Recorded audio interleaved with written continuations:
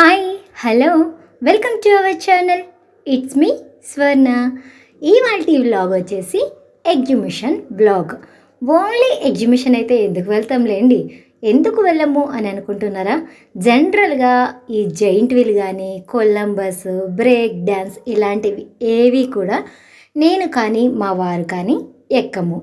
మేము ఎక్కం కాబట్టి తోడు లేకుండా సాత్విక్ కూడా ఎక్కడు. అందుకోసమని జనరల్గా ఎగ్జిబిషన్కి వెళ్ళటం చాలా తక్కువ. ఎప్పుడో కానీ ఎగ్జిబిషన్కి వెళ్ళం. మరి ఈ ఎగ్జిబిషన్ స్పెషాలిటీ ఏంటి అని అనుకుంటున్నారా? మీరు చూసే ఉంటారు కదా థంబ్నెయిల్లో, ఇది వచ్చేసి టన్నల్ ఆక్వేరియం ఎగ్జిబిషన్ అన్నమాట. మన ఛానల్లో మీరు ఇదివరకే ఈ వీడియో ఆల్రెడీ చూసేశారు.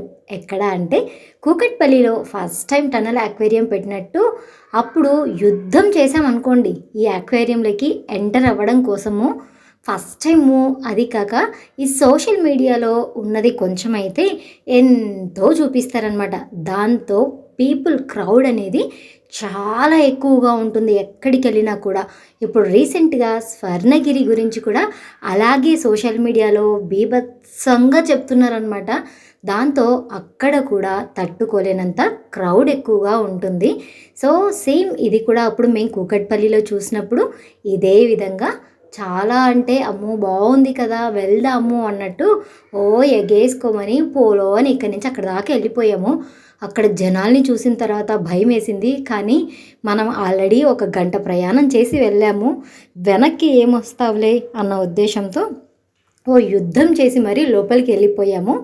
అక్కడ రష్లో సరిగ్గా వీడియో తీయలేకపోయాను. ఒకటే తోపులాట, గొడవలు, అరుచుకోవటాలు, పిల్లల ఏడుపులు, అమ్మో బీభత్సంగా ఉండే ఆ వ్లాగ్ అయితే మీరు ఒకవేళ చూడనట్లయితే నేను ఎండ్ స్క్రీన్లో కానీ ఐకార్డ్స్లో ఇస్తాను, చూసేయండి.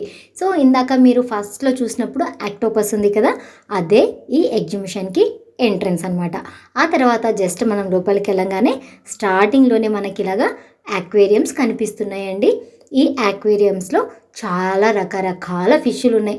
ఇది చూడండి ఎలా ఉందో, ఇంత పొడుగు మూతి వేసుకొని చూడటానికి ఏదో క్రొకడైల్ లాగా కనిపిస్తుంది కదా, చాలా పెద్దగా ఉందండి. ఈ మెయింటెనెన్స్ ఏమో కానీ చాలా బాగా అరేంజ్ చేస్తున్నారు అనిపించింది. అండ్ ఇకపోతే మనము టికెట్ విషయానికి వచ్చినట్లయితే పర్సన్కి 100 రూపీస్ తీసుకున్నారు. 4 ఇయర్స్ దాటిన అంటే 5th ఇయర్లో ఉన్న పిల్లలకి కూడా 100 రూపీస్ అనేది చార్జ్ చేస్తున్నారండి వీళ్ళు. అక్కడి నుంచి లోపలికి వెళ్ళాక మనము ఎంతసేపు అయినా ఉండొచ్చు.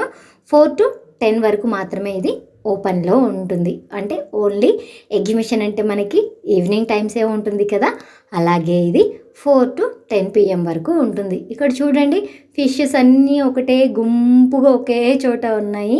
ఇది చూసారా ఏదో డిఫరెంట్గా కొంచెం వెరైటీగా రెడ్డిష్గా పింకిష్గా కనిపిస్తూ ఉందన్నమాట.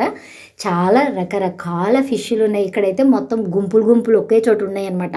అంటే వాటికి భయం వేస్తున్నట్టుంది జనాల్ని చూసి, అందుకు ఒకే దగ్గర ఉంటే ధైర్యంగా ఉంటుంది కదా అని చెప్పి ఇవన్నీ వెళ్ళి ఒక చోట కూర్చుంటున్నాయి. అలాగా సైలెంట్గా ఏదో బొమ్మలు అక్కడ పెట్టారా, నిజంగా రియల్ ఫిష్లేనా అన్న ఫీలింగ్ వచ్చేస్తుంది తెలుసా. ఆల్మోస్ట్ మీకు అక్కడ దగ్గరగా వెళ్ళి చూస్తే అంటే రియల్గా మీరు ఆ ప్లేస్లో ఉంటే ఎలా ఎంజాయ్ చేస్తారు అనే విధంగానే నాకు చేతనైనట్లుగా వీడియో తీయటానికి ట్రై చేశానండి. ఇప్పుడు మనము ఈ లోపల ఫిష్ టన్నల్లోకి వెళ్ళటానికి ఎక్స్ట్రా పేమెంట్ ఏం చేయాల్సింది లేదు.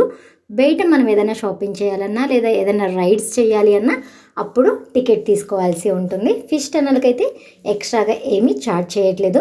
జనరల్గా నేను ఒక్కదాన్ని బయటికి వెళ్ళానండి. ఫస్ట్ టైం నిన్న వ్లాగ్ చూశారు కదా, లూలు మాల్కి వెళ్ళాము. మేమే ఓన్గా క్యాబ్ బుక్ చేసుకొని వెళ్ళిపోయాము. అక్కడ చూసేసిన తర్వాత మళ్ళీ అక్కడ క్యాబ్ బుక్ చేసుకొని ఇంటికి వచ్చేసాము. నేనే షాక్ అయిపోతున్నాను, నేనేనా ఇలా ఒంటరిగా తిరుగుతున్నది అని చెప్పి.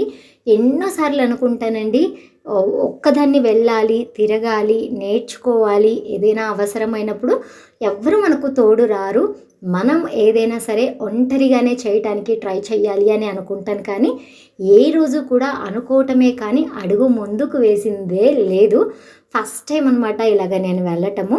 పిల్లలు వచ్చారు కదా, పిల్లల్ని తీసుకొని అలాగా సరదాగా ఈవినింగ్ కాసేపు టైం పాస్ చేస్తాం కదా అన్నట్లు వెళ్ళిపోయామన్నమాట. ఈ ఫిషెస్ చూసారా ఎంత చక్కగా ఆడుకుంటున్నాయో. మన పిల్లలు కూడా ఇంట్లో టామ్ అండ్ జెర్రీ లాగా ఆడుతూనే ఉంటారు కదా, మీ ఇంట్లో పిల్లలు ఇలానే ఉంటారు. ఈ సమ్మర్ వెకేషన్ ఏమో కానీ ఆ పేరెంట్స్‌కి టార్చర్ అంటే టార్చర్ లాగా తీరిపోతుంది వీళ్ళని అరవలేక. అవి కూడా సేమ్ అలాగే గొడవ పడుతూ ఉన్నాయి. ఇదిగో మా పిల్లలు ఇక్కడ వాటిని చూస్తూ ఎంజాయ్ చేస్తున్నారు. మా శ్రీకర్ కూకట్పల్లిలో చూసినప్పుడు అస్సలు తను ఎంజాయ్ చేయలేదు. వాడికి ఏంటంటే ఆ తోపులాటలో ఇరిటేటింగ్గా అనిపించి వెళ్ళిపోదామని ఏడ్చాడు. పాపం మా వారు అప్పుడు ఆల్మోస్ట్ మొత్తం అయిపోయే వరకు కూడా ఎత్తుకొనే ఉన్నారనమాట. అంత కష్టపడ్డాము ఆ వ్లాగ్లో అయితే. ఇవాళ అయితే పీస్ఫుల్గా ఉంది. మేము ఇక్కడి నుంచి ఇంటి దగ్గర నుంచి 4:30కి ఏమో బయలుదేరినట్టున్నాము. సో ఆ టైంలో పెద్దగా క్రౌడ్ లేరు, కొంచెం ఖాళీగానే ఉంది. తర్వాత మేము వెళ్ళిన ఒక అరగంటకి బాగా ఫుల్గా క్రౌడ్ స్టార్ట్ అవుతూ ఉంది.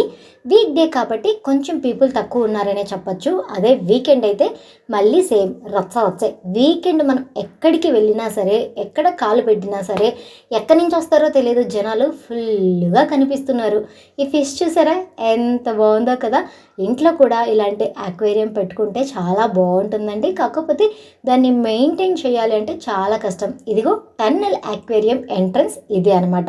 జస్ట్ మీకోసం నేను అలాగా టన్నెల్ అక్వేరియంలో అలా వాక్ చేసుకుంటూ వెళ్ళిపోయాను. సో ఆ ప్లేస్లో మీరు ఉంటే ఇది ఎలా కనిపిస్తుంది అన్నది ఒక్కసారి ఇమాజినేషన్ చేసుకోండి. చాలా అంటే చాలా బాగుంటుంది, ప్లజెంట్గా ఉంటుంది, కలర్ఫుల్గా కూడా ఉంది. చూస్తున్నారు కదా ఎన్ని రకాల colours, yellow, green, blue, white, ఇలాగా చాలా అంటే ఒక మనం రెయిన్బో చూస్తే ఎలా అనిపిస్తుందో ఈ టన్నెల్ అక్వేరియంలోకి ఎంటర్ అయినప్పుడు కూడా మనకి అదే ఫీలింగ్ వస్తుందన్నమాట. చాలా బాగుంటుంది.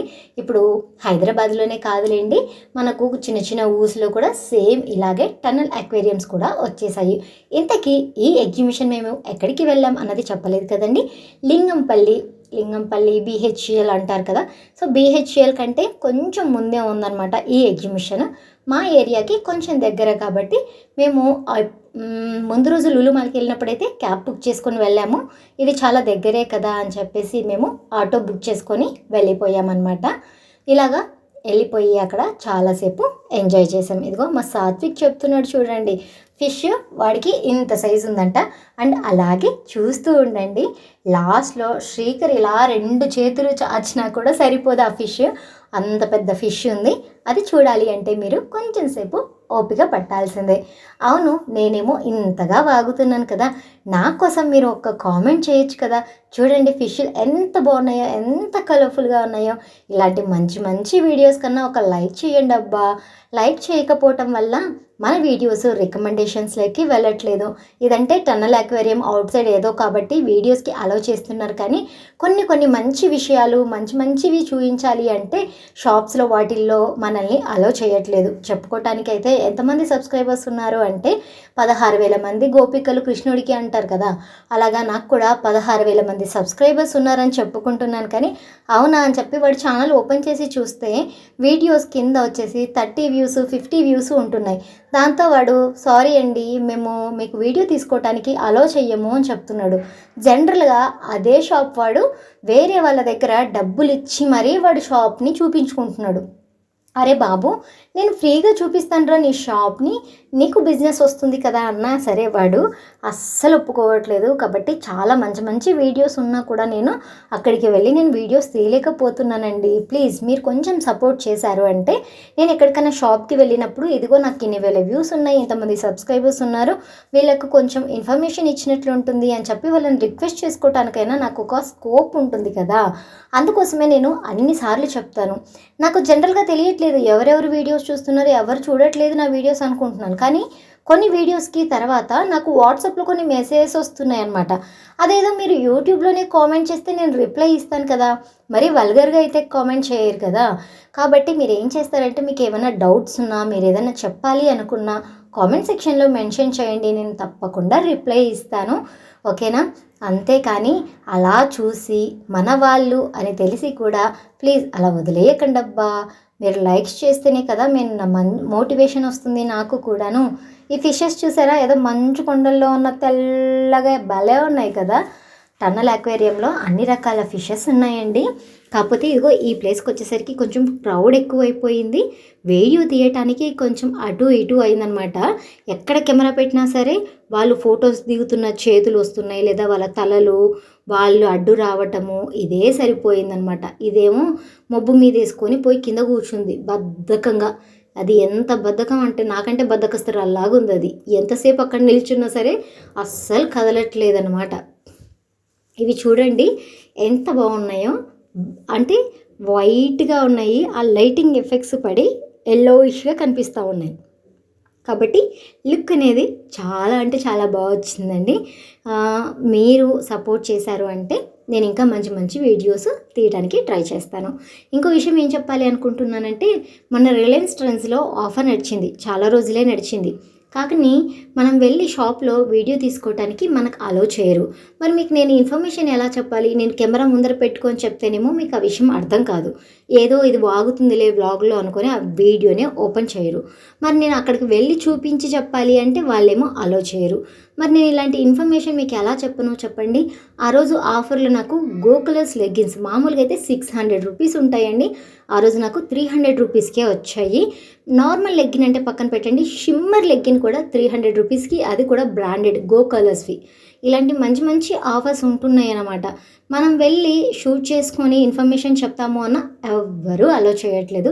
ప్లీజ్ మీరు వీడియో చూసిన తర్వాత ఒక లైక్ చేసి కింద బాగుంటే బాగుంది, బాగాలేకపోతే బాగోలేదు, ఇంకొంచెం ఇంప్రూవ్మెంట్ కావాలి అని కామెంట్ చేయండి. ఎందుకంటే నేను కూడా నేర్చుకుంటాను. ఏది తెలియకుండా ఏదో గుడ్డిగా వీడియోస్ తీసుకోకుండా, ఓకే వీళ్ళకి ఈ ఇన్ఫర్మేషన్ కావాలి అన్నట్లయినా వీడియోస్ తీసి అలా మీకు అప్లోడ్ చేసి ఇస్తూ ఉంటాను. ఓకేనా అండి? ఇప్పుడు మనము టన్నల్ అక్వేరియం ఆల్మోస్ట్ ఇటుపక్క ఎడ్జ్కి వచ్చేసామన్నమాట. క్రౌడ్ ఎక్కువైపోతుంది, వేడి కూడా ఎక్కువైపోతుంది. అటుపక్క ఇటుపక్క అయితే ఏవో కొంచెం కూలర్స్ లాంటివి ఏవో పెట్టారు, కానీ ఈ టన్నల్ అక్వేరియం దగ్గర మాత్రం ఏవీ లేవు. ఇది చూడండి అంత పెద్దగా ఉందో, చాలా పెద్దగా ఉంది. ఇది కూడా బద్ధకస్తురాలే, అస్సలు ఎంతసేపు ఉన్నా సరే ఇది లేవట్లేదు. ఇదే అండి, శ్రీకర్ ఇలా చేతులు చాచితే వాడి చేతులు కూడా సరిపోవట్లేదు, అంత పెద్దగా ఉంది ఆ ఫిష్. ఈ కలర్కి కొంచెం అది డల్గా కనిపిస్తుంది, కానీ అక్కడ రియల్గా చూసినప్పుడు ఇంకా బాగుందనమాట. చూడండి ఇప్పుడు కొలుస్తాడు మనోడు చేతులు పెట్టి, మనోడు చేతుల కంటే కూడా పెద్దగా ఉంది. ఇలాంటి ఫిష్లను పట్టుకోవాలి అంతే, గోవిందా. చిన్న చిన్న అక్వేరియం పార్ట్స్ అయినా పెట్టుకోవచ్చు, కానీ ఇంట్లో నాకు ఆ వాటర్ తీయాలంటే చాలా భయం అబ్బా. అది వాటర్ తీసేటప్పుడు ఎగిరి చాలాసార్లు కింద పడ్డాయి ఇదివరకు. నాకు అది కింద పడిలా గిలగిలా కొట్టుకుంటుంటే నా హార్ట్ వచ్చేసి దానికంటే ఎక్కువగా షేక్ అవుతూ ఉంటుంది అనమాట.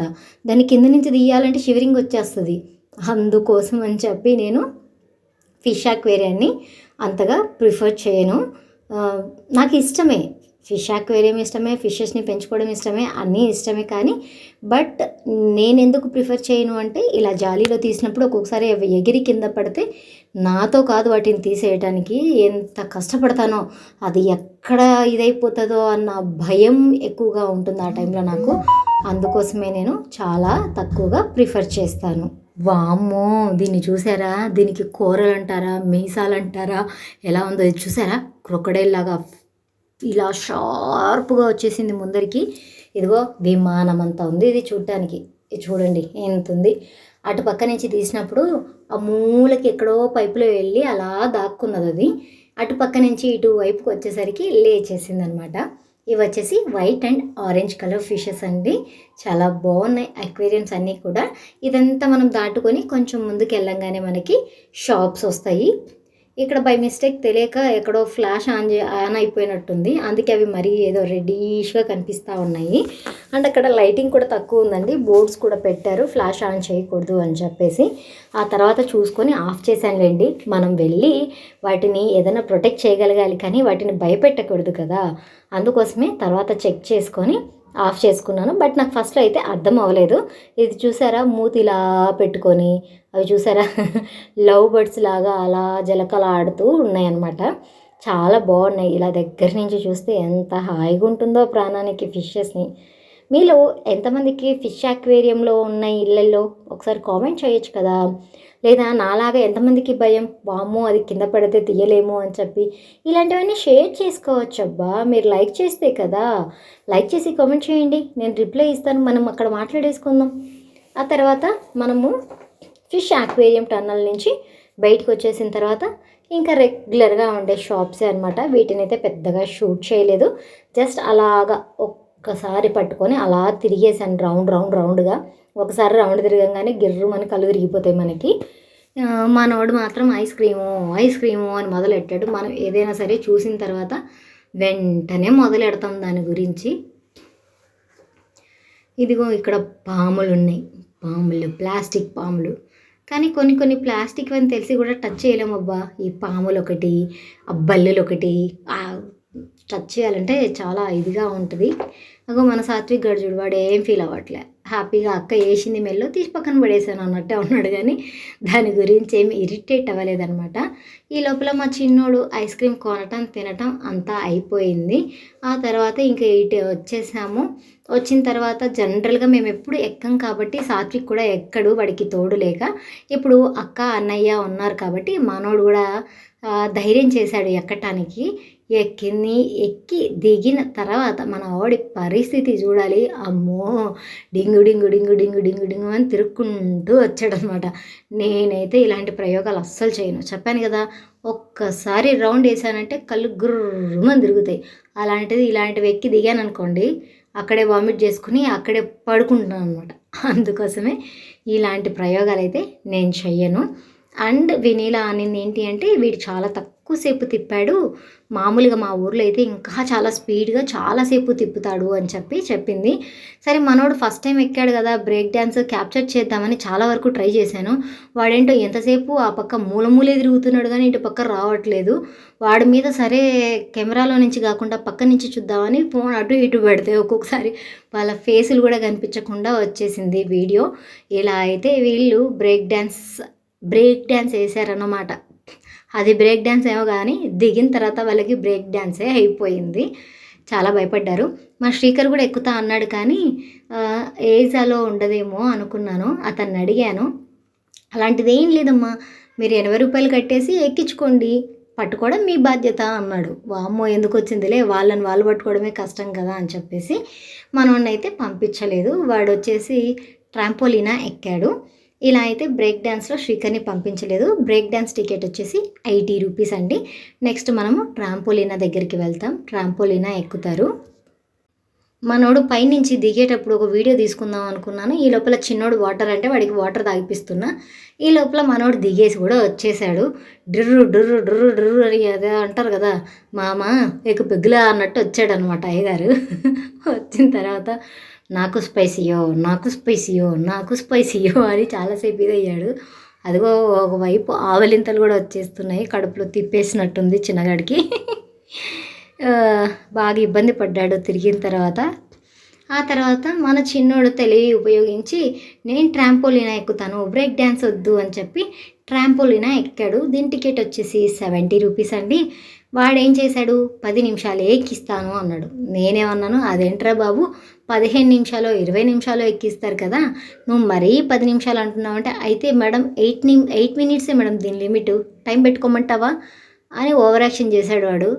మనకి ఎవడన్నా ఓవర్ యాక్షన్ చేస్తే అక్కడ ఉండాలనిపించదు. సో సైలెంట్గా పక్కకు వచ్చేసాను. ఆ తర్వాత మనోడు ఏం చేశాడు, 5 నిమిషాలకి దిగి పక్కకు వచ్చేసాడు. అదేంట్రా డబ్బులు కట్టాం వెళ్ళరా అని ఎంతసేపు తోసినా వెళ్ళట్లే. ఓర్ని ఇట్లయితే ఎంత టైం వేస్ట్ అయిపోతుంది అని చెప్పేసి ఒక 4-5 మినిట్స్ అట్లా వేస్ట్ అయిపోయింది.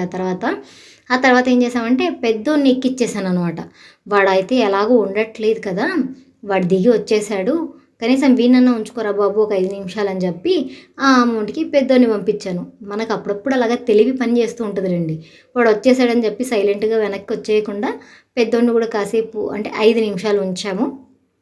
అండ్ 2 రకాల ట్రాంపోలినాస్ ఉన్నాయి. ఇది వచ్చేసి చిన్నపిల్లలది, అటు పక్కన పెద్ద పిల్లలది ఉంది. అండ్ చిన్నపిల్లలు కొద్దిమంది అసలు ఎక్కట్లేదు, చాలామంది ఒక అమ్మాయిలే బాగా ఏడ్చేస్తుంది పైనుంచి, గోడ్ నేను ఏడుస్తూ ఉంది.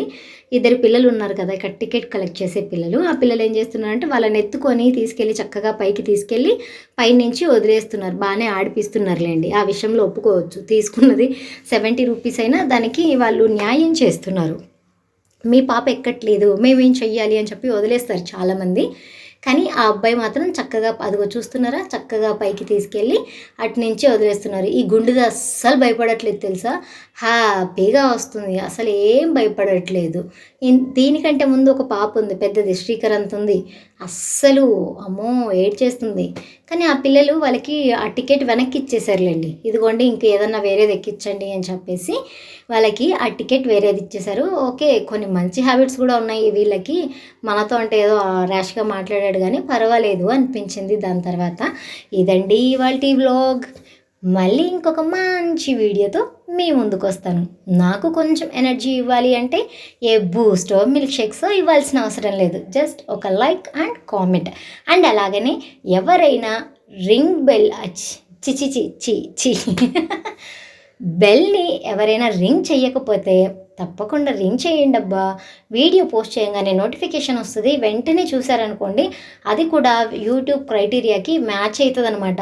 నేను వీడియో పెట్టిన తర్వాత 2-3 రోజులకి మీరు చూసినా కూడా యూజే ఉండదు కదా. అందుకోసం తప్పకుండా అందరూ సబ్స్క్రైబ్ చేసుకున్న వాళ్ళందరూ గంట కొట్టండి. మా శ్రీకర్ చక్కగా చెప్తాడు, గంట కొట్టండే అని చెప్పి. వాడు చెప్పింది కరెక్టే, మీరు గంట కొడితేనే నోటిఫికేషన్ వస్తుంది. ఓకేనా? Until take care, bye bye, it's me Swarna.